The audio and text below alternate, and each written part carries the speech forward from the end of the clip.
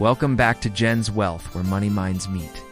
Today's topic is going to be 7 things I wish I knew before getting my first credit card.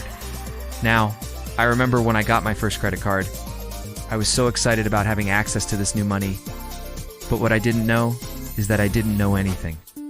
There are some key things that if I knew before getting my first credit card, I would have saved myself a lot of money, a lot of headache and stress, and maybe even gotten better credit faster. And the reason why I feel very comfortable talking about this today is because I've spent almost 10 years researching and learning everything there is to know about credit cards and personal finance. So today, I want to share those secrets with you so you can avoid the pitfalls that I fell into, and you can get a head start on building your credit and saving money.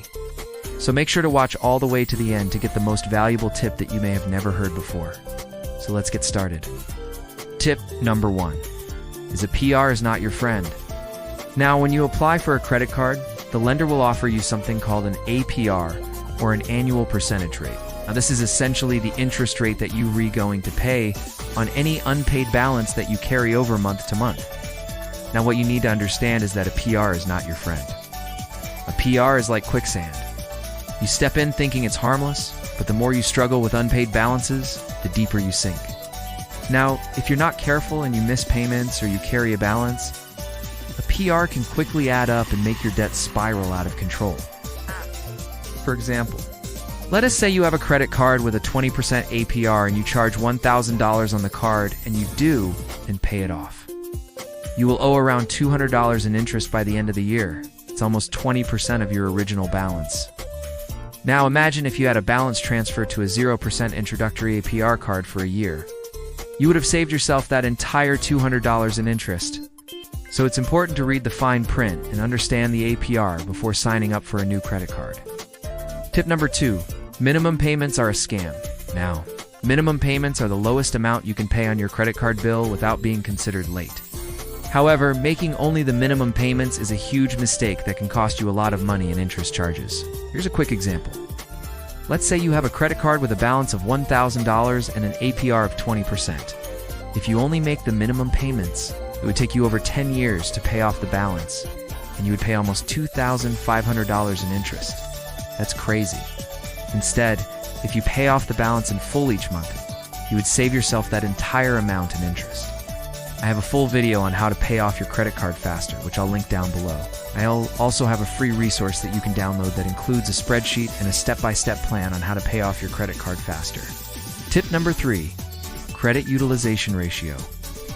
Now, your credit utilization ratio is the percentage of your available credit that you use. It's calculated by dividing your credit card balance by your credit card limit. Now, your credit utilization ratio is a big factor in your credit score, and it's important to keep it low.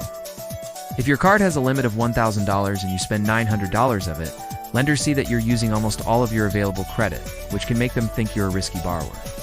Now, if possible, try to keep your credit utilization ratio under 30%, ideally under 10%. If you want to learn more about credit scores, I have a whole playlist dedicated to explaining credit scores and how they work. Tip number 4, rewards aren't always free money. Now, most credit cards offer some sort of reward program, whether it's cashback, points, or miles. These rewards can be a great benefit. But here's the thing, they can also be a dangerous trap if you're not careful. Think about it like this. A cookie may be rewarding, but if you eat too many of them, they will make you fat. Many people get sucked into the trap of using their credit cards to buy things they do and need to earn rewards. They're essentially spending money they don't have to buy things they don't need, which can lead to debt. It's important to use credit cards responsibly and only spend money you can afford to pay back. If you're struggling to pay off your credit card debt, I recommend checking out my post on how to get out of credit card debt fast. Tip number 5, annual fees can kill your value. Now, some credit cards come with annual fees. It's a fee that you have to pay every year to keep your card active. While some cards offer great rewards, it's important to remember that if the rewards don't outweigh the fees, it's not a good deal. For example, a credit card might offer a $100 annual fee, but offers 10% cash back on groceries. That means you would have to spend $1,000 on groceries every year just to break even. And that doesn't even cover other purchases you make that don't earn cash back. There are plenty of cards out there that offer great rewards without any annual fees, so do your research and find the right card for your needs. Tip number 6, building credit history. Now, when you apply for a credit card, the lender will look at your credit history to decide whether or not to approve you and what interest rate to charge you. Now, if you don't have much credit history, you may not get approved for a card with good rewards, or you may get a higher interest rate. That's why it's important to start building your credit early and responsibly. One way to do this is by getting a secured credit card. A secured card requires you to put down a security deposit, which typically becomes your credit limit. This helps the lender mitigate risk because they know they'll get back the money if you do and pay it back. As you use the card and make on-time payments, you'll start to build credit history, which can help you get approved for better cards in the future. You can also become an authorized user on someone else's account, such as a spouse or family member. By doing this, you can benefit from their positive credit history, which can help you get approved for better cards faster. Now, I know you're probably thinking this is great advice, but I don't have anyone who would be willing to let me do that. Well, I was in the same boat.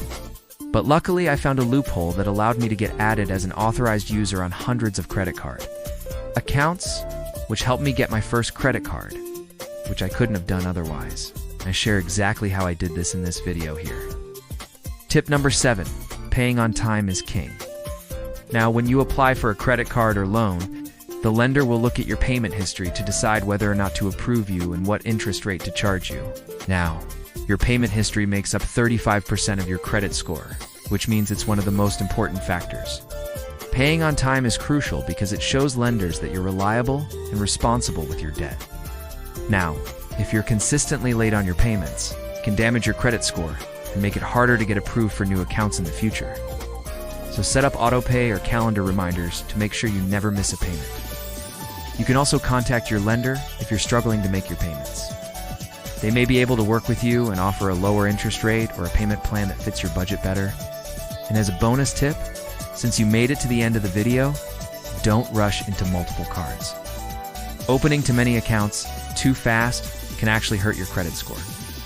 Each time you apply for a new account, there is a hard inquiry on your credit report, which can temporarily lower your score.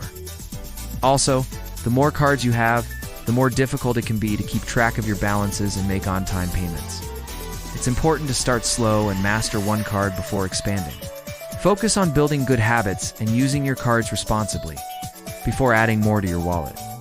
So those are the 7 things I wish I knew before getting my first credit card. And now you know them.